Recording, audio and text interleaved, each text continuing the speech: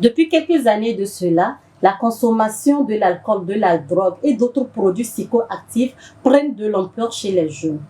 Il n'est pas rare de remarquer ces produits au niveau des foires, des fêtes, des kermesses et des semaines culturelles, que sais-je encore. Quelles sont les grandes catégories de ces produits? Quelles sont les conséquences et les causes de ces produits? Nous allons tous le découvrir à travers notre émission du jour, Le Coin des Femmes. On se retrouve juste après ceci. Vous êtes étudiant, professionnel disposant des notions de base en comptabilité. Le cabinet d'expertise comptable KG Afrique & Associates vous offre une formation 100% pratique en comptabilité, audit et fiscalité. Avec des formateurs expérimentés et compétents, ressortez aguerris tout en bénéficiant d'un stage de perfectionnement si vous êtes meilleur de votre promotion. La formation révèle l'aptitude et le terrain révèle la compétence. Pour avoir à son arc cette aptitude et cette compétence, ne vous faites donc pas compter cet événement. Pour plus de renseignements, contactez-le 90 94 32 95.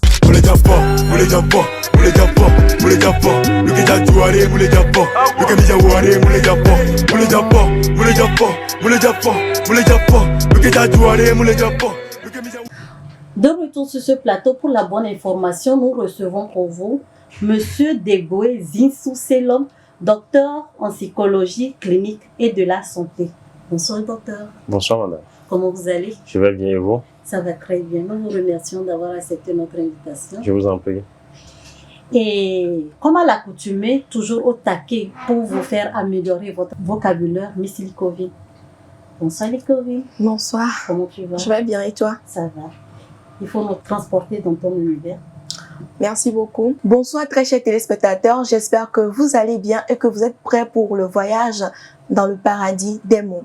Et donc le mot de passe aujourd'hui, c'est sommité, du latin sommitas. Larousse définit sommité comme étant une personne éminente dans un domaine quelconque. Un exemple pour enrichir, la 11e foire à Diafi va rassembler les sommités de la cuisine. Un autre exemple, tout le monde parle aujourd'hui de Aïcha. C'est une sommité de la danse tremblée. Je vous remercie d'avoir aimé et apprécié ce nouveau mot. On se retrouve dans un autre numéro. Merci Likovine. Nous rentrons dans le vif du sujet à travers la première question que je m'en vais poser à mon invité. Pour vous, quelle nuance existe-t-il entre la drogue et les stupéfiants? Merci pour la question. D'entrée du jeu, je dirais que en matière d'addictologie, on classe les drogues selon la loi. Il y a une classification selon la loi et puis on fait une classification selon les effets. Et quand on parle de stupéfiants et des autres types de drogues, cela nous amène à beaucoup plus s'appesantir sur la classification selon la loi. Et donc, selon la loi, on a deux classes de drogues. Il y a les drogues dites licites, c'est-à-dire autorisées par la loi. Et dans cette classe, on va retrouver l'alcool, le tabac et les médicaments. Et dans la classe des drogues dites illicites, c'est là où nous logeons tout ce qui est stupéfiant, c'est-à-dire des drogues interdites par la loi. Et donc, qu'on est en face des produits psychoactifs ou substances psychoactives licites ou illicites, on parle aussi des drogues. Et donc, comme drogue illicite, ou pour ne pas dire les stupéfiants, on peut retrouver le cannabis, la cocaïne, l'héroïne, le crack, et que sais-je encore, beaucoup d'autres choses. Et je vous remercie pour votre définition. J'aimerais savoir, qu'est-ce qui amène les jeunes à la consommation de ces drogues? Il y a plusieurs facteurs de risque, c'est-à-dire plusieurs facteurs qui amènent les jeunes à consommer ces substances psychoactives. Il y a dans un premier temps l'âge, d'accord? Parce que quand on parle de l'âge, il y a une phase de développement chez l'homme que nous appelons l'adolescence. Et à cette phase, il y a beaucoup de changements où l'individu est appelé à s'assumer et les changements hormonaux et tout ça amènent l'adolescent à vouloir être membre d'un groupe. Et il existe des groupes où pour être membre, on va te faire, on va dire, des rites d'initiation où tu es peut-être dans ce groupe, ils consomment ces produits psychoactifs. Tu es obligé d'affirmer pour afficher ton appartenance à ce groupe. Tu es obligé de consommer ces produits à ton tour. Et à ce que nous pouvons appeler aussi le suivisme, c'est-à-dire que tu traînes avec une bande d'amis ou lors d'une cérémonie ou d'un kermesse ou je ne sais pas, lors d'une festivité où ils sont appelés à consommer, tu es sous l'effet de la pression de la bande ou du groupe. On va dire le jeune adolescent va être amené à consommer la drogue à son tour. Il y a ce que nous pouvons appeler tout ce qui est antécédent de troubles psychiques, c'est-à-dire que ce jeune-là présente quelques caractéristiques d'un trouble mental. Ça peut être une dépression cachée, un trouble bipolaire caché, un trouble psychotique caché. Maintenant, ne sachant pas qu'il est malade, va vouloir aller vers la consommation d'une substance pour pouvoir taire ce mal-être-là en lui. Merci beaucoup pour ce développement. Corinne, tu as une question pour vous? Bon, moi je voulais savoir, par exemple, ces jeunes, il y a certains jeunes qui sont conscients que ces stupéfiants nuisent à leur santé. Mais qu'est-ce qui les amène à consommer cela? On peut dire que le fait de continuer par consommer ces substances réside dans ce que nous pouvons appeler la symptomatologie ou la clinique de la maladie, la toute première qu'on développe déjà sur le plan de santé mentale que nous appelons les addictions. Donc quand tu consommes un produit psychoactif et que tu es devenu addict, ça veut dire que tu souffres d'une maladie mentale. Et cette maladie-là est une maladie cérébrale chronique. D'accord?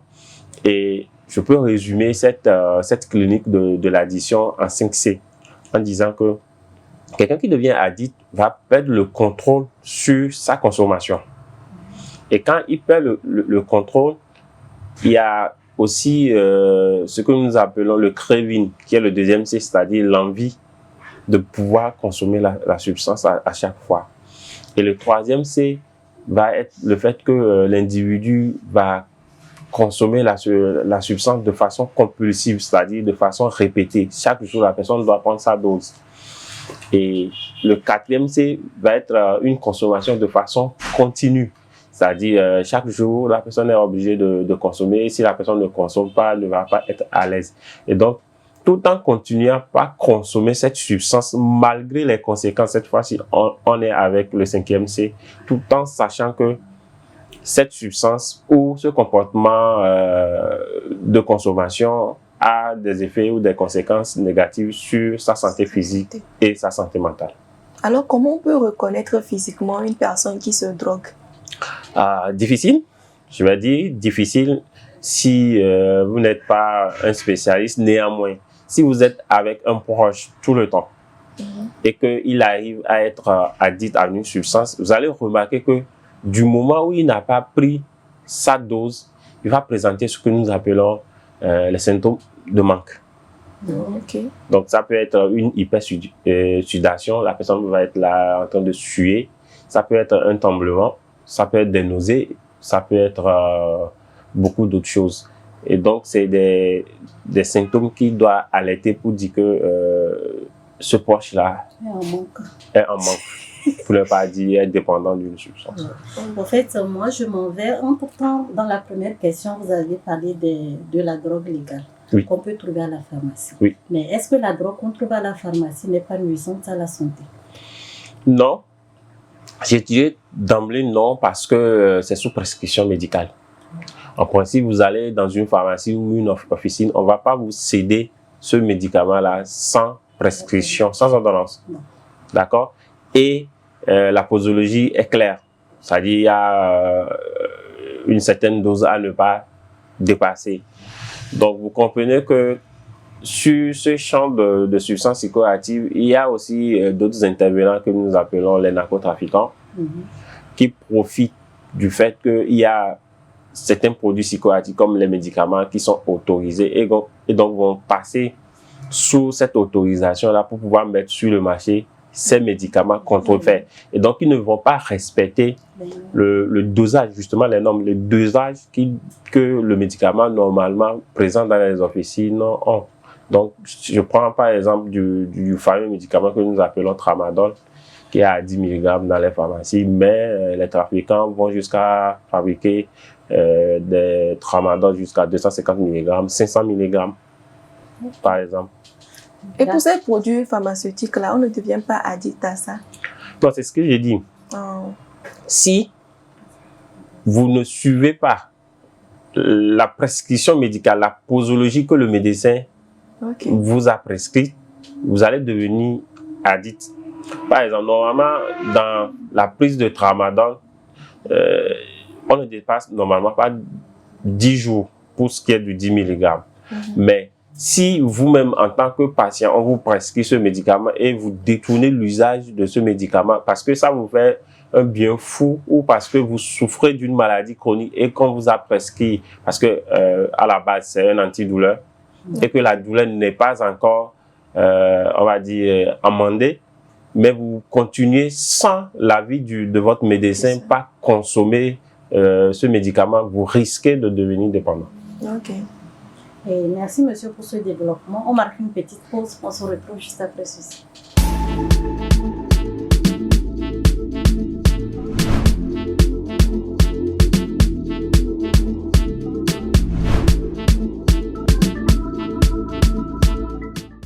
De nouveau sur ce plateau, nous continuons nos échanges à travers la prochaine question que je m'en vais poser à mon invité.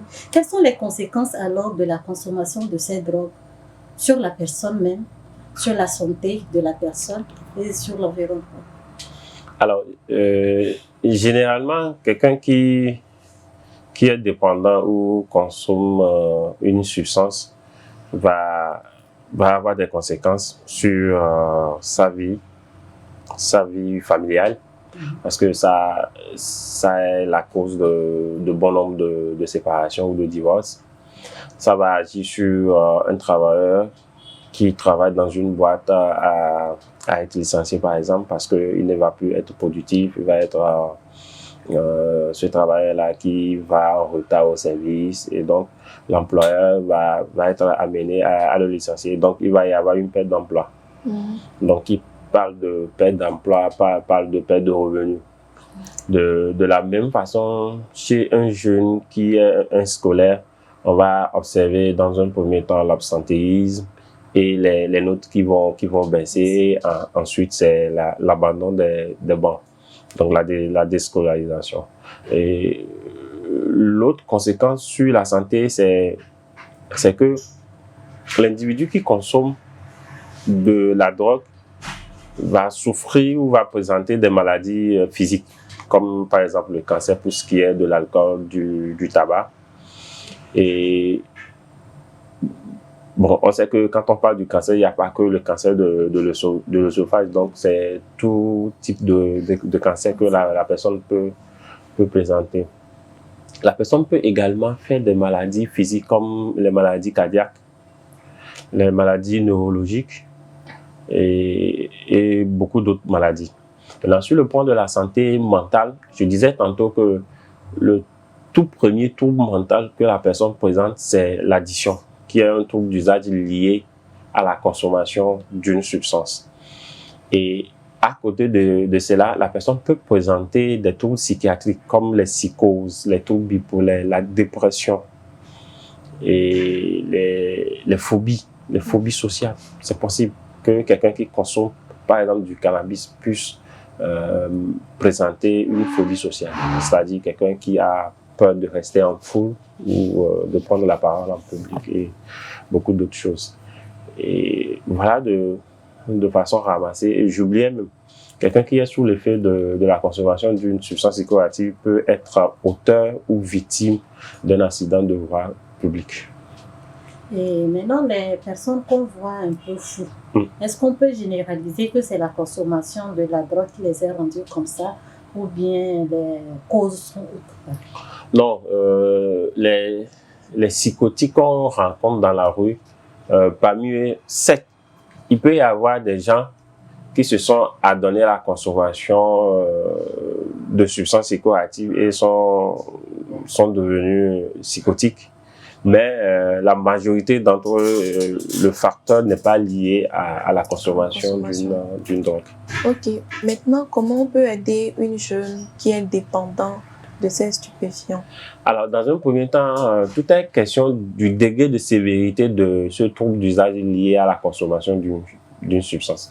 Si la personne présente un degré léger, on peut l'accompagner par la psychothérapie, ce que nous appelons communément la prise en charge non pharmacologique.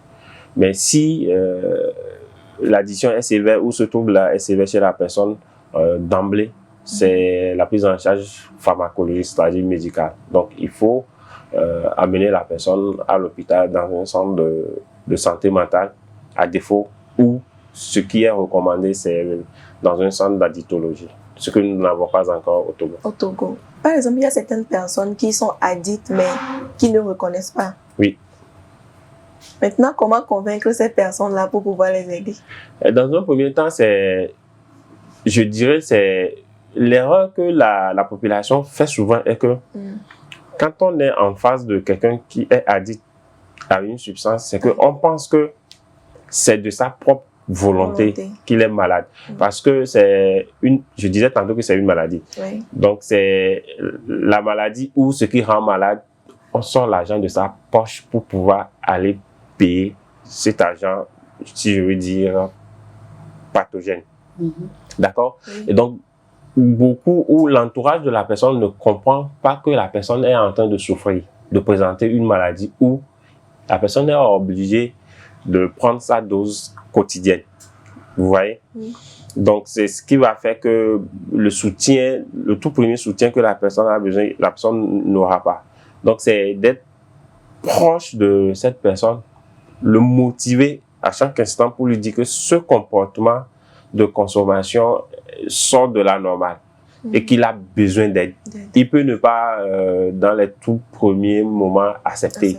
Mais lui-même, il sait qu'il y a quelque chose qui ne va pas.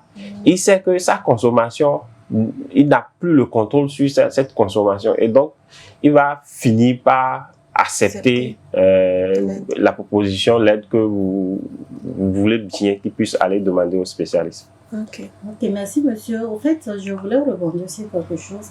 Parmi les traitements, vous avez parlé, s'il y a des médicaments qu'on a entendu parler, qu'on peut donner à un patient, donc si la personne prend la drogue ou quelque chose, en fait, ça le refoule naturellement de la consommation de la drogue. Quelle appréhension avez-vous de ça? Alors, au jour d'aujourd'hui, il y a des médicaments, d'accord, qui aident les gens à lutter contre cette dépendance.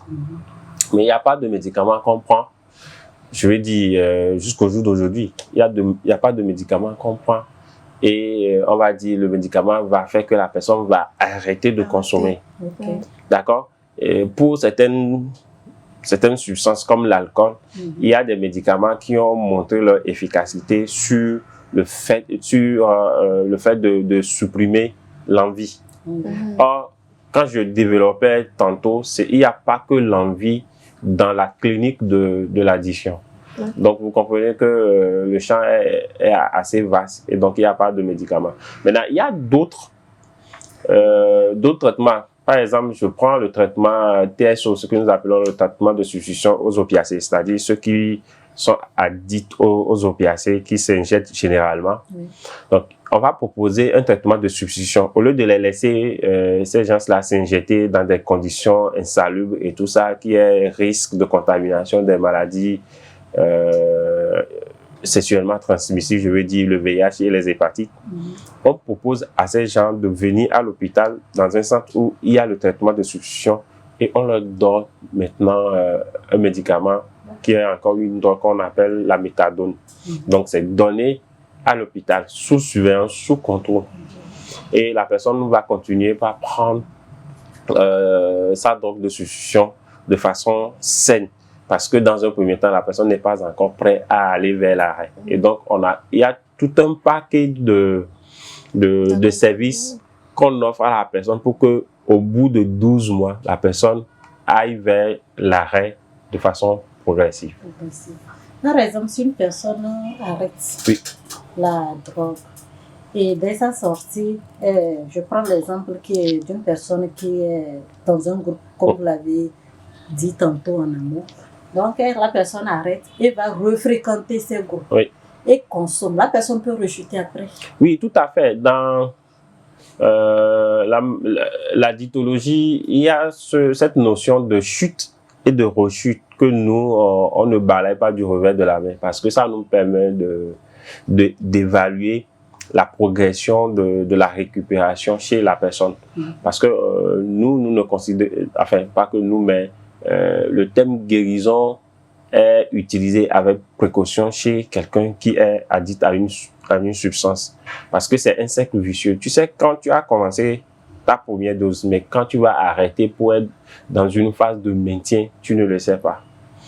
Donc, ce qu'on fait généralement dans le traitement non pharmacologique, c'est d'aider ces personnes addictées-là à reconnaître les déclencheurs, comme ce que tu dis. Si c'est le groupe qui fait pression chez ce dernier et que le groupe constitue un déclencheur chez lui, une fois que la personne va séjourner à l'hôpital et on va faire le tour de la question avec lui, peut-être on lui dira et avec la famille de voir si on ne peut pas faire sortir la personne de son milieu. D'accord? Et là, comme ça, il coupe le pont avec ce déclencheur-là qui est l'influence de son groupe d'appartenance. D'accord. Et je sais que dans votre métier, vous avez rencontré plusieurs cas. Est-ce que vous avez une expérience à partager avec nous, avec nos téléspectateurs qui nous suivent? Oui, il y en a tellement beaucoup.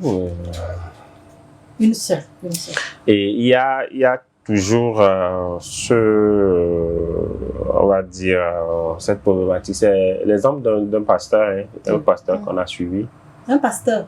Oui. Pourquoi tu as crié? Attends, non, je suis curieuse. Je suis curieuse. Un pasteur qui prêche la bonne nouvelle et tout, comment il est arrivé à consommer la drogue? Je suis curieuse. C'est un être humain avant tout. Okay. Et donc, s'il est confronté, lui aussi, comme tout humain, à une difficulté de vie et qu'il n'a pas pu gérer, malgré les ressources qu'il a, spirituelles et humaines, ça peut l'amener. Oui. Et donc, c'était son cas. Et avec le sevrage et la prise en charge, il est arrivé à s'en sortir. Il a repris son ministère. Oui, il a arrêté et il a repris ses activités. Donc, moi aussi, je connais un jeune. Bon, il était venu en Afrique ici. Bon, c'est un jeune américain quand même. Il était venu parce qu'il prenait de la drogue. Mais quand il était venu, il était venu chez un de nos mentors. Donc, quand il était arrivé, le jeune prenait récemment de la drogue. Mais qu'est-ce qu'on lui disait? Par exemple, on lui avait dit qu'il manquait de l'estime de soi. L'estime de soi, c'est pourquoi il continuait pas à prendre. Parce que pour lui, personne ne l'aimait. Et habituellement, les gens n'aiment pas les personnes qui se droguent. Mais qu'est-ce que le mentor lui disait? Il lui disait que non, que tout le monde t'aime, que tu es le meilleur. À chaque fois qu'il prenait de la drogue, le mentor lui disait plutôt des bonnes choses. Et progressivement, il avait arrêté. Je n'ai pas compris jusqu'alors ce qui l'avait amené à arrêter finalement. Je me demandais, est-ce que ce sont les bonnes choses que le mentor lui disait? Oui, c'est possible. C'est ce que nous appelons la remédiation cognitive, c'est-à-dire changer les pensées pour changer les comportements. D'accord? Ça peut être cette faible estime de soi qu'il présentait, qui faisait il vivait un mal-être en lui. Parce que personne dans son entourage en Amérique ne le motivait pas, ne le renforçait pas dans ses petites réussites. Donc, il se voit dévalorisé. Okay. Et donc, la seule issue possible pour lui, c'est de changer la pensée. Voilà, non, c'est d'aller vers les drogues. Et donc, maintenant qu'il trouve cette appréciation quelque part, il se dit, tiens, ça veut dire que j'ai de la valeur quelque part dans ce beau monde. D'accord? Et donc, si j'ai des gens quelque part qui m'aiment, autant ne plus consommer. Donc, ça peut évidemment être une béquille sur laquelle il peut se reposer pour pouvoir être sobre. Ok. Merci, docteur. On va vous laisser donner votre mot de fin et conseil à nos téléspectateurs. Alors, je dirais que la problématique de consommation de substances psychoactives est réelle et est présente dans notre pays, le Togo. Et les jeunes doivent savoir que quand tu consommes la substance psychoactive, tu peux devenir addict. Et quand tu deviens addict, il est très, très, très, très difficile d'arrêter de consommer. Et donc, autant vaut être préventif que de sombrer dans la consommation et tenter un cure. Merci, docteur. Merci. C'est sur les mots de fin et les conseils de notre invité du jour que nous refermons l'émission. Nous vous remercions de votre attention et abonnez-vous à la page KG Afrique TV. Likez si vous avez aimé. On vous envoie des petits cœurs. Au revoir et à la prochaine. Bye.